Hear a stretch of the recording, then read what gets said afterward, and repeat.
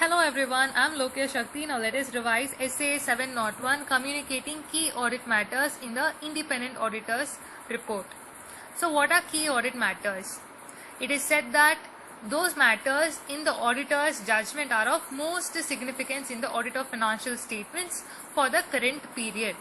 So basically significant matters are discussed with those charged with governance. So key audit matters would be from those matters which are discussed with those charged with governance. Having said that, the key audit matters are based on auditor's judgment. What are the considerations would the auditor take into account in determining a key audit matter?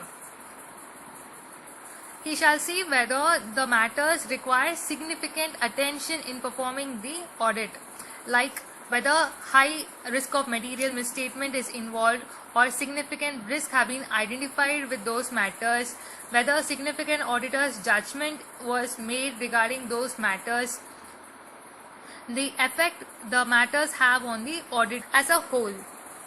So having determined the key audit matters, how will these matters be communicated?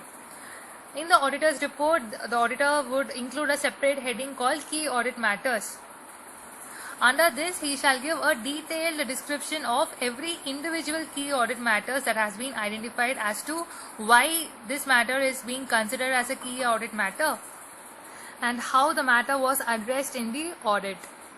However, it is to be noted that this paragraph of key audit matters is not a substitute for a modified opinion, and the auditor shall not communicate a matter in key audit matters section where the audit report is modified as a result of such matter.